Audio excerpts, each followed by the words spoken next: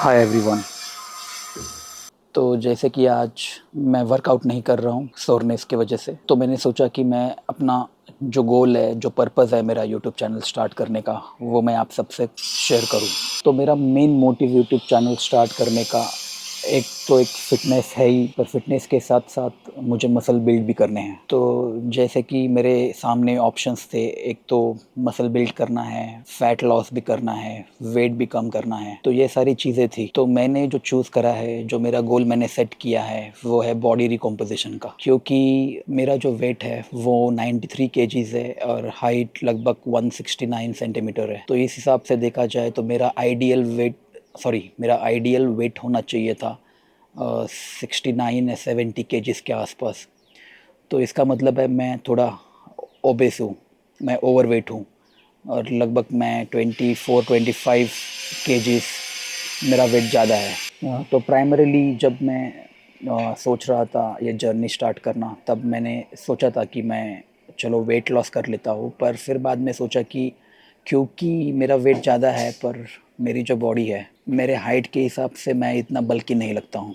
सिर्फ ये है कि मेरा बेली फैट बढ़ा हुआ है तो वो बेली दिखती है। इसके अलावा अगर कोई मेरे को पर्सनली देखे तो मैं इतना ओवरवेट नहीं लगता हूँ।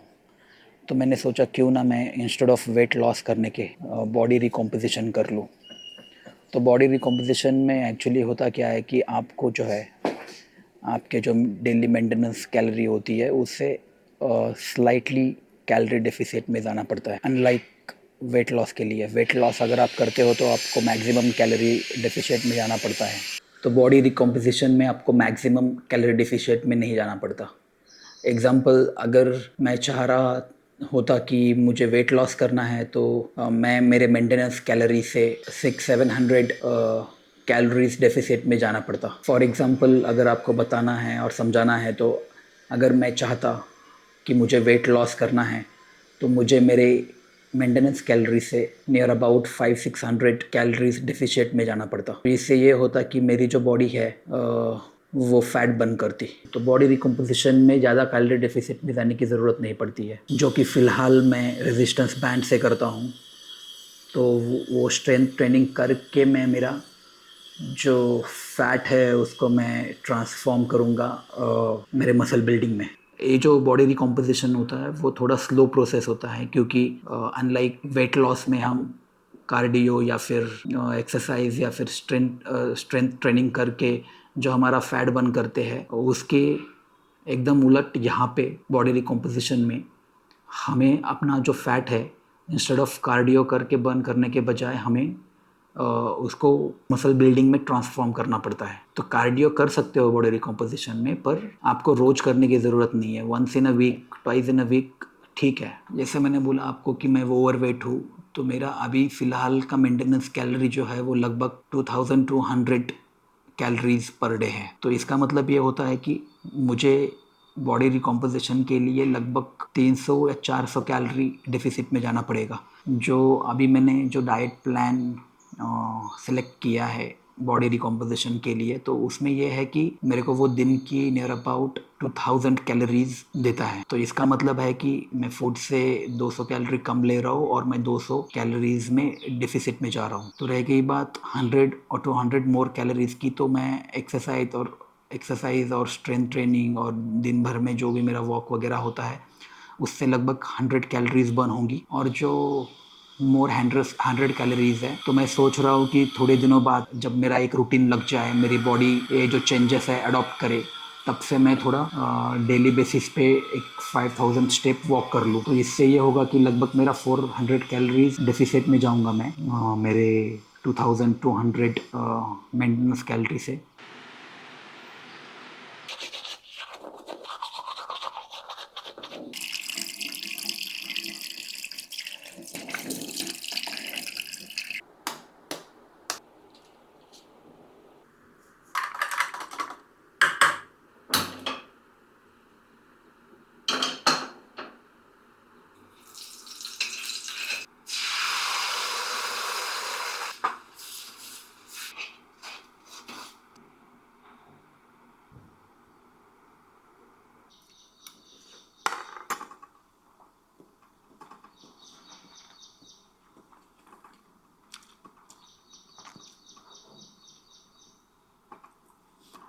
Hi everyone. आज जो है वो डे 4 है मेरे फ़िटनेस जर्नी का। और जैसे कि मुझे पिछले 2 दिन से जो मसल सोरनेस थी, तो आज वो काफ़ी हद तक कम हो गई है। नियर अबाउट सिर्फ एक 10 टू 15% मेरा अभी मसल सोरनेस है। तो आज से जो है मैं फिर से अपनी जो स्ट्रेंथ ट्रेनिंग है वो स्टार्ट करने वाला हूँ। तो हर रोज़ की तरह हम स्टार्ट करेंगे वार्म अप से, फिर उसके बाद में हम थोड़ा मसल रोलिंग करेंगे, मेडिटेशन, प्राणायाम, और उसके बाद में फिर अपना वर्कआउट स्टार्ट करेंगे। तो लेट्स कंटिन्यू।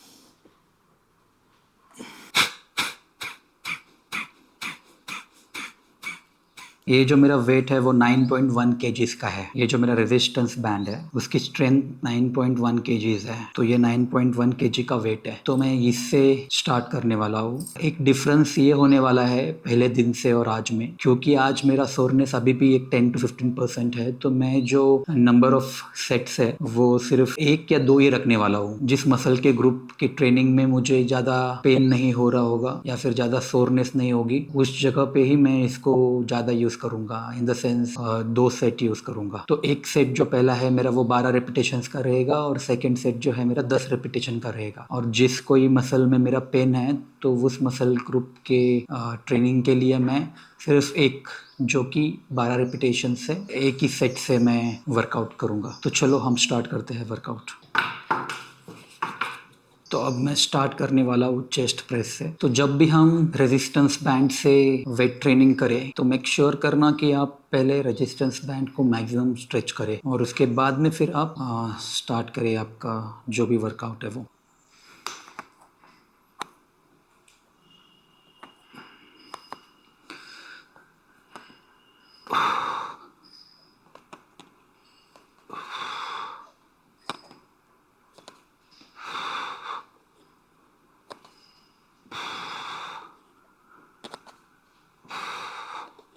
तो अभी मैंने ये मेरा पहला सेट किया है जिसमें मैंने 12 रिपीटेशन किए हैं। तो इसके बाद जो है मैं का और एक सेट करूँगा, क्योंकि जो मेरे अपर बैक मसल है उसमें अच्छी खासी रिकवरी आ चुकी है। अनलाइक मेरे जो नीचे क्वाड्रिसेप्स है या फिर हैमस्ट्रिंग्स और क्वाड्रिसेप्स में जो है मेरी वहाँ पे अब भी सोरनेस बरकरार है। तो मैं ट्राई करूँगा कि जो स्क्वाट करता हूँ मैं एक 4 या 5 रिपीटेशन करूँ एक सेट के। तो देखते हैं कैसे होता है। पर मैं जो मेरी तो उसके मैं 2 सेट करूँगा, एक 12 और एक 8 रिपीटेशंस का।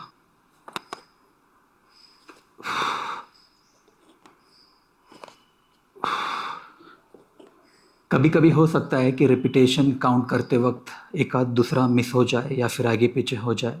वो होता है क्योंकि हम जब वर्कआउट करते हैं तो हमारा ध्यान उस तरफ नहीं होता है। तभी भी मैं ट्राई करता हूँ कि मेरा ध्यान रहे उस तरफ, मैं रिपीटेशन मिस आउट ना करूँ। पर वो ठीक है, मतलब उससे कोई ज़्यादा फ़र्क नहीं पड़ता। मैं कुछ ज़्यादा ही करता हूँ, एक आध दूसरा कम तो नहीं करता। पर यह है कि मैं वो रिपीटेशन जो मैं कर रहा हूँ वो एग्जैक्टली 12 या फिर 13-14 कर रहा हूँ, वो इतना ध्यान नहीं आता। तो जो हमारा दूसरा वर्कआउट है वो शोल्डर प्रेस है। तो चलो स्टार्ट करते हैं।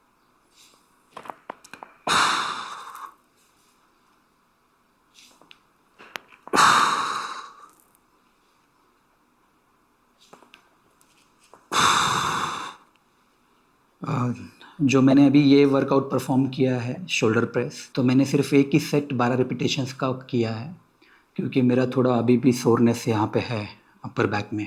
जब भी हम शोल्डर प्रेस करते हैं या फिर कोई भी और वर्कआउट करते हैं तो एक बात का हमें ध्यान देना चाहिए। जो भी आप रेजिस्टेंस अप्लाई करते हो उन मसल्स पे, तो आपको वहाँ पे वो एक टेंशन फील करना चाहिए। उन मसल्स में आपको स्क्वीज़ करना चाहिए। फॉर एग्ज़ाम्पल, जब मैं शोल्डर प्रेस में हैंड ऊपर लेता हूँ तो मेरा पूरा ध्यान होता है मेरे बैक मसल्स पे, और मैं मेक श्योर करता हूँ कि वो जो मसल है वो पूरे तरीके से इन्वॉल्व हो और उसमें वो टेंशन आए, वो जो वेट मैं लिफ्ट कर रहा हूँ वो मैं फील कर पाऊँ, मेरे मसल्स वो फील कर पाए।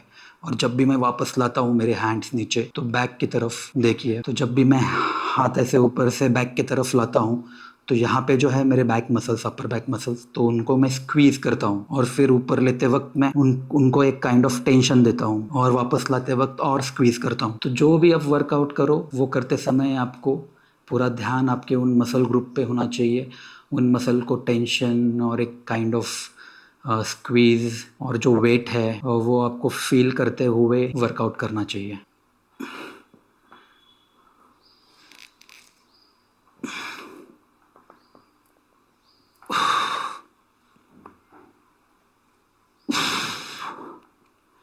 तो जो हमारा अगला वर्कआउट है वो ट्राइसेप पुल डाउन है। तो इसे करते वक्त भी हमें मेक श्योर करना है कि जो टेंशन है, जो रेजिस्टेंस है वो पूरे हमारे मसल्स पे फील हो।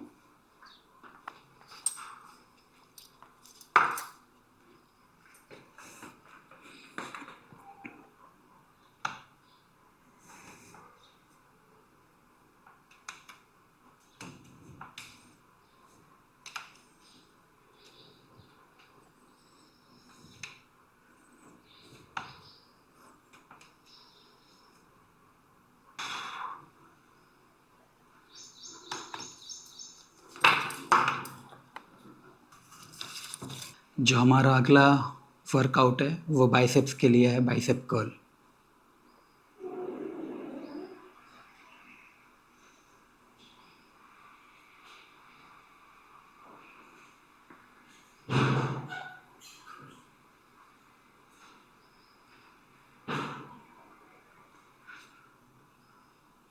अब अगला जो वर्कआउट है वो है स्क्वाट। इस वर्कआउट का मैं 3 या 4 ही रिपीटेशन लूँगा, एक ही सेट, क्योंकि मेरे जो हैमस्ट्रिंग्स और मेरे क्वाड्रिसेप्स है उन दोनों में भी अभी बहुत ज़्यादा सोरनेस है, तो मैं और उसमें एडअप नहीं करना चाहता।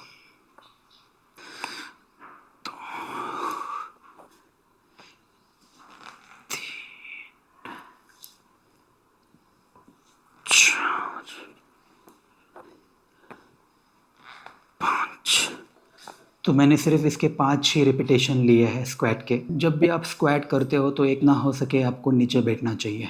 हमारा जो नेक्स्ट वर्कआउट है वो होने वाला है काफ प्रेस।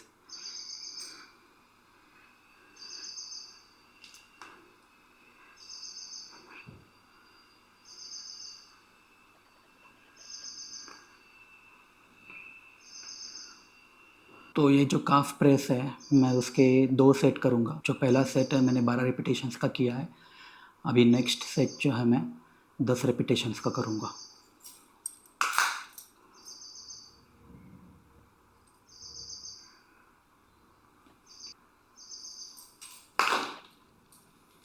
तो इसी के साथ आज का हमारा जो स्ट्रेंथ ट्रेनिंग है, जो भी वर्कआउट्स है, लगभग मैंने आज 6 या 7 वर्कआउट किए हैं अलग अलग मसल ग्रुप के लिए। और मैं जो है वो ज़्यादा सेट कर नहीं पाया हूँ क्योंकि मेरा ऑनगोइंग जो मसल सोरनेस है उसके वजह से। पर कोई बात नहीं है, जैसे आगे आगे दिन बीतेंगे तो मैं रिपीटेशंस और सेट्स बढ़ाऊँगा और जो एक टर्म है जिसे कहते हैं प्रोग्रेसिव ओवरलोड, वो भी करते हुए जाऊँगा। जो भी चीज़ें मैं आगे करूँगा मैं आपके साथ शेयर करते हुए चलूँगा। जो भी मैं चैलेंजेस फेस कर रहा हूँ, जो भी साइकोलॉजिकल, फिजियोलॉजिकल और जो भी मेरे वर्कआउट रिलेटेड चैलेंजेस है मैं आपके साथ शेयर करता रहूँगा, जिससे कि आप भी अवेयर हो जाए और ये आप पहले से पकड़ के चले कि ये सारी चीज़ें आपके साथ भी हो सकती है अगर आपको फिटनेस की जर्नी स्टार्ट करनी है। तो उस हिसाब से आपका वर्कआउट या फिर आपका जो भी डाइट है या फिर आपका जो भी एक्टिविटीज़ है वो प्लान करनी है। मेरे सिलसिले में अगर मेरे बारे में पूछोगे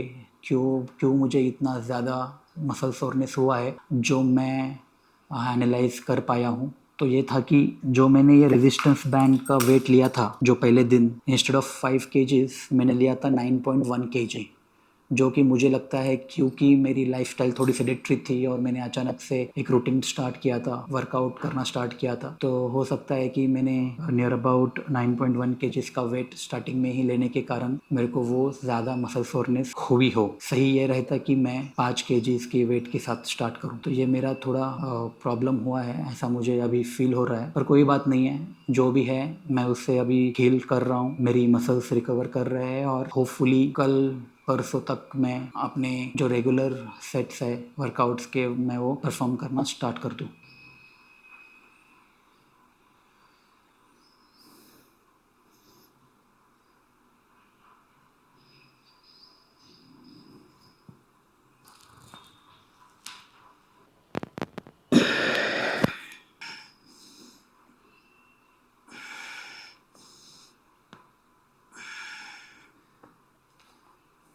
जब भी हम वर्कआउट परफॉर्म करते हैं, स्ट्रेंथ ट्रेनिंग करते हैं, तो उसके बाद में आपको आपके बॉडीज़ को स्ट्रेच करना बहुत ही ज़्यादा इम्पोर्टेंट है।